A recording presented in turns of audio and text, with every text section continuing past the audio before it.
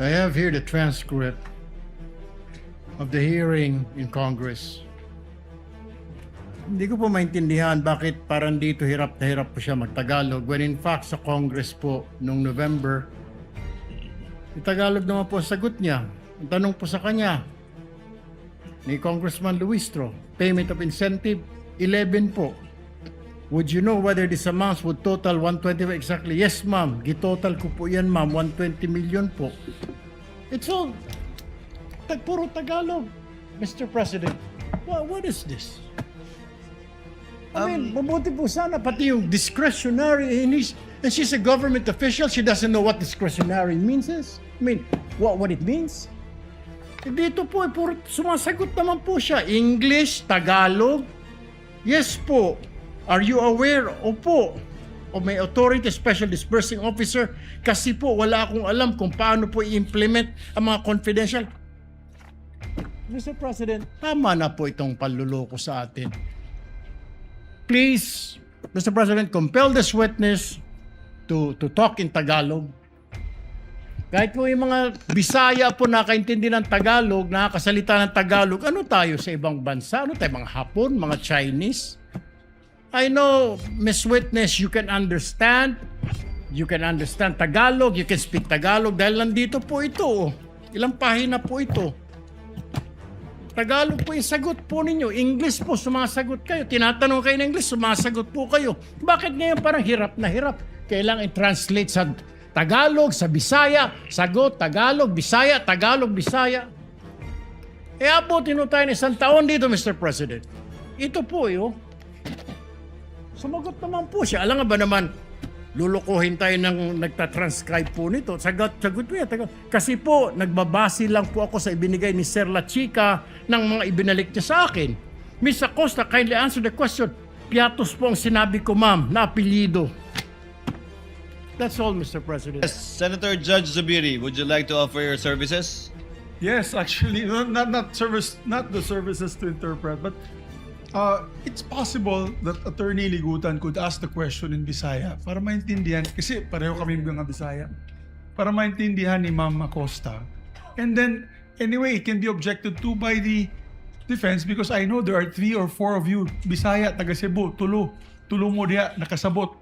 So, you can always object if the translation of Attorney Ligutan is wrong, is different. It's simple Bisaya naman.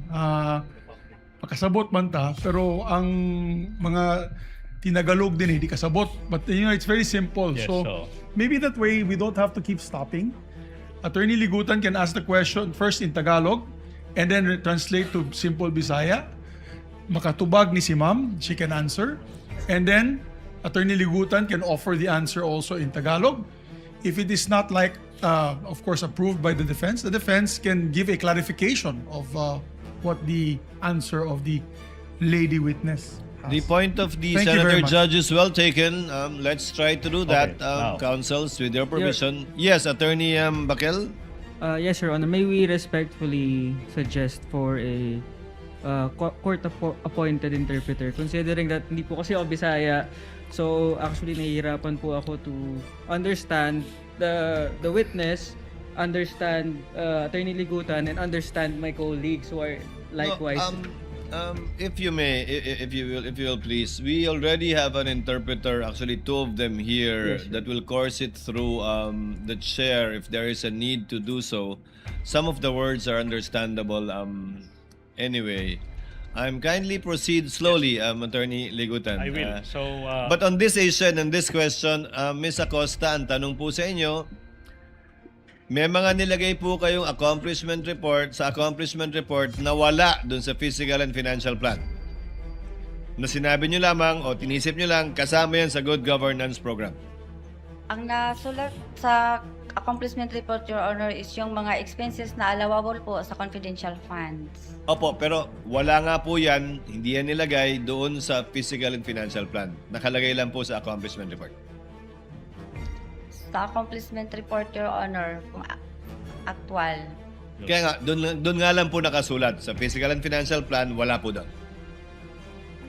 Generic po ang sa Generic. physical financial Okay. plan, Your Honor. Therefore, Attorney Ligutan, continue. Opo. That's a cue to the next question. And because the program indicated in the plan is broad and general, generic sabi nyo, so much discretion is given to the office of the Vice President on how to utilize confidential funds. Translate into Tagalog. Unfortunately, I'll be needing, ano pong ibig sabihin, what's Tagalog for discretion po?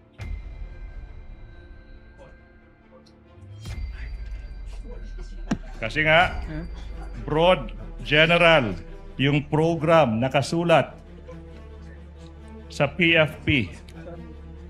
Okay? Maski ano na lang, kahit anong gustong gawin, magagawa. Oh, wait, natita. Ng Office of the Vice President sa paggamit ng confidential funds. You want to state in Bisaya po? Kay tungod, general, generic, ang programa nakasulat sa plano bisag unsa.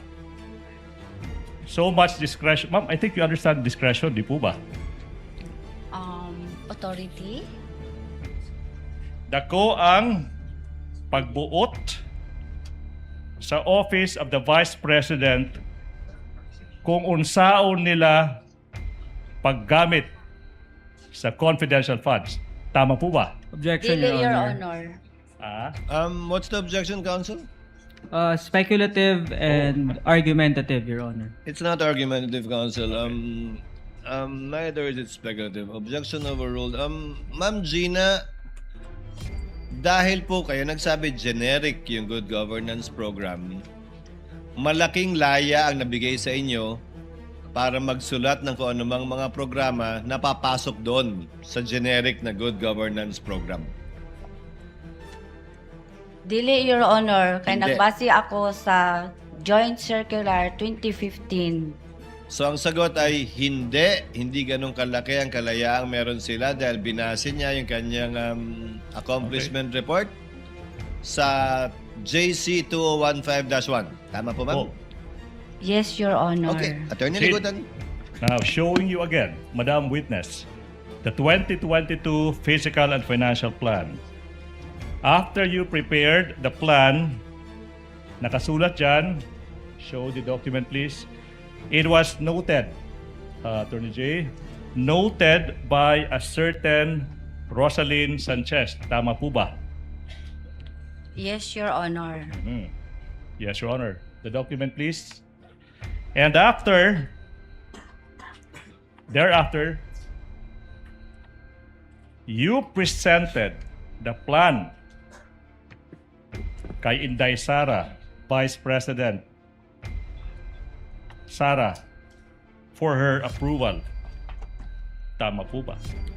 Yes, Your Honor. Okay. Gipakita na ko sa iyo. In this case, did she provide any feedback on the stated generic, coming from your own mouth, good governance program? Unsa, Your Honor? Nihatag ba, I'm sure you know feedback, nihatag ba og feedback si Vice President Sara Duterte sa sinabi mong generic good governance program katong imong gipakita ang plano para sa iyahang approval? Gibasa lang niya, Your Honor, pag human og basa, ning perma siya. Yan. Saan po pumirma si Sara Zimmerman Duterte? Sa parte ng plano. Saan dyan? Sa approve. Approved by. Showing on screen, approved by Sara Z. Duterte, Vice President, Agency Head, Department Secretary, LCE. With the indulgence of Attorney Ligutan, what is the pleasure of Senator Judge Erwin Tulfo? Mr. President, I have here the transcript of the hearing in Congress. Hindi ko po maintindihan bakit parang dito hirap na hirap po siya magtagalog when in fact sa Congress po noong November, Tagalog naman po ang sagot niya. Ang tanong po sa kanya ni Congressman Luistro, payment of incentive, 11 po. Would you know whether this amounts would total 120 exactly? Yes, ma'am. Gitotal ko po yan, ma'am. 120 million po. It's all puro Tagalog, Mr. President. What is this? I mean, mabuti po sana pati yung discretionary and she's a government official, she doesn't know what discretionary means is. I mean, what it means? Dito po, puro sumasagot naman po siya. English, Tagalog. Yes po. Are you aware? Opo. O may authority, special disbursing officer. Kasi po, wala akong alam kung paano po i-implement ang mga confidential. Mr. President, tama na po itong panluloko sa atin. Please, Mr. President, compel this witness to talk in Tagalog. Kahit po yung mga Bisaya po nakaintindi ng Tagalog, nakakasalita ng Tagalog, ano tayo sa ibang bansa? Ano tayo, mga Hapon, mga Chinese? I know, Miss Witness, you can understand Tagalog, you can speak Tagalog dahil nandito po ito. Ilang pahina po ito. Tagalog po yung sagot po ninyo. English po, sumasagot kayo. Tinatanong kayo ng English, sumasagot po kayo. Bakit ngayon parang hirap na hirap? Kailangan i-translate sa Tagalog, sa Bisaya, sagot, Tagalog, Bisaya, Tagalog, Bisaya. E abutin mo tayo ng isang taon dito, Mr. President. Ito po yun. Sumagot naman po siya. Alam nga ba naman, lulukuhin tayo ng nagtatranscribe po nito. Sagot po yan. Kasi po, nagbabase lang po ako sa ibinigay ni Sir La Chica ng mga ibinalik niya sa akin. Miss Acosta, kindly answer the question. Piatos po ang sinabi ko, ma'am, na apelyido. That's all, Mr. President. Thank you, Senator Judge Erwin Tulfo. Point well taken. Attorney Ligutan, to abbreviate the proceedings, kindly choose one language, English Alright. or Filipino, in asking the question. You don't have to translate each time unless the witness requests you to do so. Yes, Your Honor. Preferably use Filipino, Attorney Ligutan, Opo, as I'm opo. sure Yes, you're ma'am. well versed with it as well. Para Yes, mas maunawaan po Mr. ni Ms. Presiding, Gina. Honorable Presiding Officer. You may proceed, Counsel. Ma'am, tubig. There's water if you want to drink water po, ha? Yes. Drink water. Now, since you said inaprubahan po ng Vice President yung plano, kasama sa inaprubahan ng Vice President yung generic good governance program. I-approve niya, Your Honor. Okay. In fact, ma'am, yun din po yung naging tugon nyo sa same line of questioning noong November 25, 2024, as shown by that portion of that transcript. You confirm that it was may approval po ng head of agency at saka yung head of agency is the respondent in this case, Sara Zimmerman Duterte, Vice President. Tama po ba? Tama po, Your Honor. Let's proceed po sa susunod na punto. Let's go to the fiscal and financial plan naman. This time, para naman sa 2023. From Good Governance Program, ma'am, this time, Attorney J, it can be seen sa plano, this time, hindi na good governance program, kundi nakasulat dyan, socio-economic program delivery. With the indulgence of counsel, can the tech please zoom in? Yes, kindly zoom in on it.